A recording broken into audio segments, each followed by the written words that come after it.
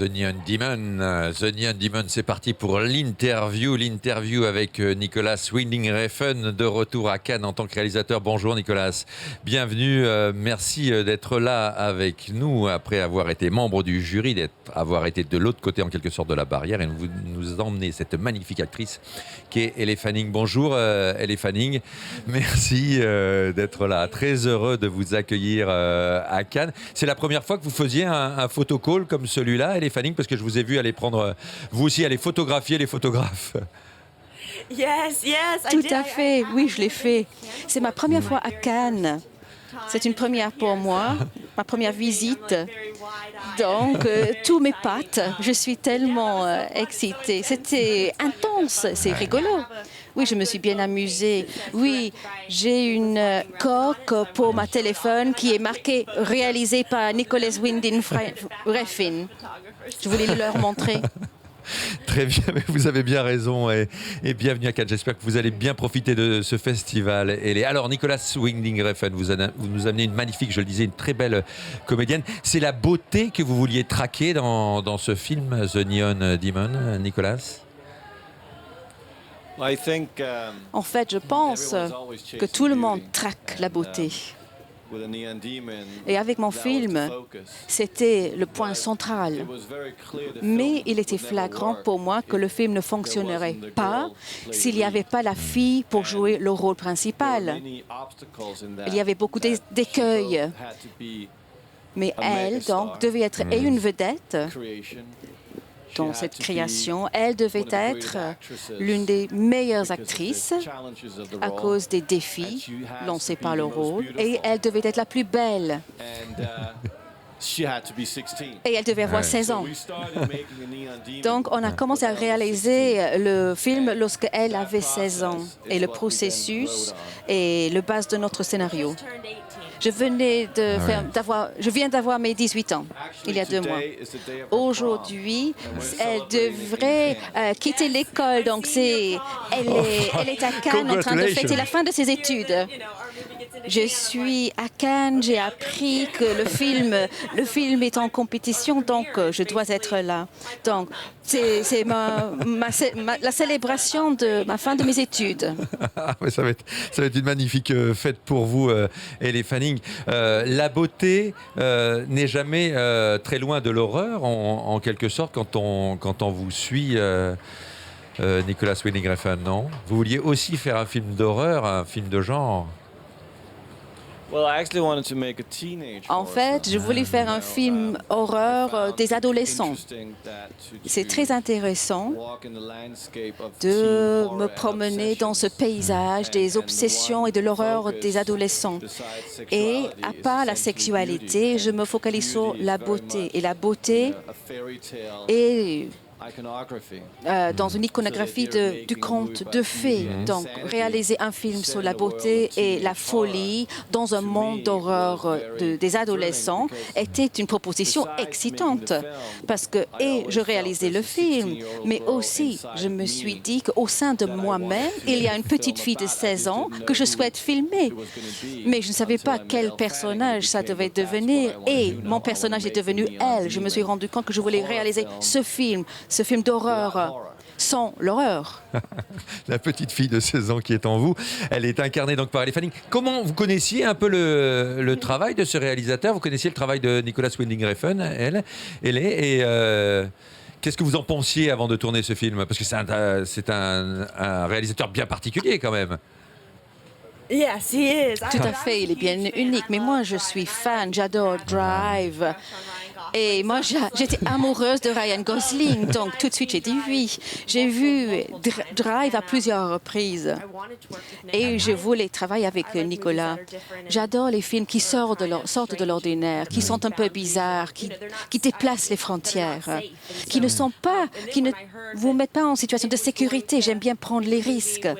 Et lorsqu'il s'agissait d'un film avec d'autres filles dans le monde de la mode, je me suis dit, Nicolas, la mode, c'est pas le train-train, donc c'est pas habituel pour Nicolas non plus. Donc je me suis dit, oui, il faut que j'en fasse partie.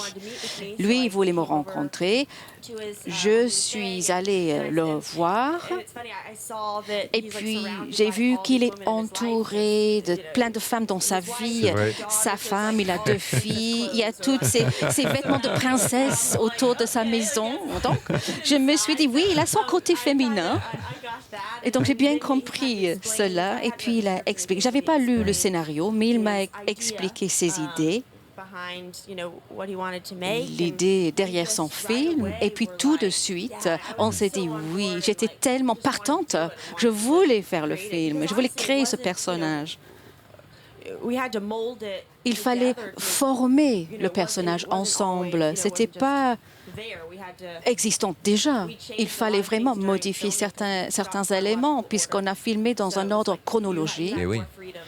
Donc on est un peu plus libre. Il vous a montré des films aussi, je crois, Nicolas Winding Refn. Quel film il vous a montré? Puisqu'il ne vous a pas beaucoup parlé du scénario, j'imagine, mais quel film il vous a montré pour vous donner un peu les idées, les intentions qu'il avait en tant que réalisateur? Oui, tout à fait. Le Vallée des poupées et au-delà de la Vallée des poupées. Et donc, je me suis dit, mon Dieu, qu'est-ce que c'est qu'il me montre? Ah oui. Et donc, des films classiques, des genres classiques, mais avec uniquement des femmes et des filles, avec les rôles principaux féminins. Donc, c'était des vraies inspirations pour moi, pour me mettre dans le bain. Mais aussi, moi, j'avais 16 ans. Je jouais le rôle d'une fille de 16 ans, donc à ce niveau-là, je comprenais bien sa façon de réfléchir, puisque c'était moi, finalement. Ça peut être dangereux pour une petite fille de 16 ans d'arriver à Hollywood pour pouvoir y être mannequin ou actrice. C'est ça aussi, parce que vous sentez un danger dans cette ville, vous sentez qu'elle a plusieurs facettes en quelque sorte. Il y a ceux qui y vont, qui réussissent, et puis il y a tous ceux qui y vont, et puis malheureusement, qui vont s'y brûler les ailes. Nicolas Winding Refn. Est-ce qu'il y a un danger aussi pour un réalisateur comme vous? En fait, la chose intéressante à Hollywood, parce que c'est une petite ville au sein de Los Angeles, et Los Angeles en elle-même est une ville plus normale, entre guillemets. Mais à Hollywood, on peut dire que c'est le sorcier du sorcier de Oz. Toute la vie culturelle autour de la planète, s'il s'agit de la mode ou la sculpture, la peinture, la musique, le film, tout ces arènes ont une chose en commun. Ils reviennent tous vers Hollywood. Lorsque l'on arrive à Hollywood, à cause de cette révolution, tout est projeté sur le reste du monde. Donc l'idée de réaliser le film à Los Angeles, premièrement, c'était la seule ville où voulait vivre ma femme, donc c'était déjà ça.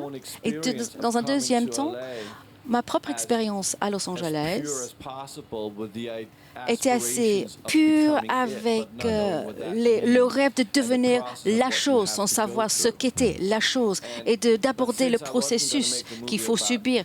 Mais je ne voulais pas réaliser un film sur un réalisateur ni sur un artiste. Sur cette partie de l'industrie, je m'intéressais à la beauté parce que moi, je ne suis pas beau. Je ne suis pas une personne qui est belle physiquement parlant, mais j'ai mes fantaisies. J'aimerais bien m'imaginer comment c'est d'être beau. Et vivre cette expérience à travers une jeune fille, c'est une satisfaction un peu perverse, je vous l'accorde, mais c'est une expérience grâce à elle, à mon actrice. Lorsque nous nous sommes rencontrés, lorsque je lui ai demandé si elle était partante, c'était si on le réalise, moi je vais passer à travers toi. Tu dois me mener par contre, puisque tu es le personnage, tu es la fille et on doit suivre ton chemin, mais on sera ensemble. Et est-ce qu'Hollywood est dangereux? Oui, elle a un danger beau et érotique. Oui, oui.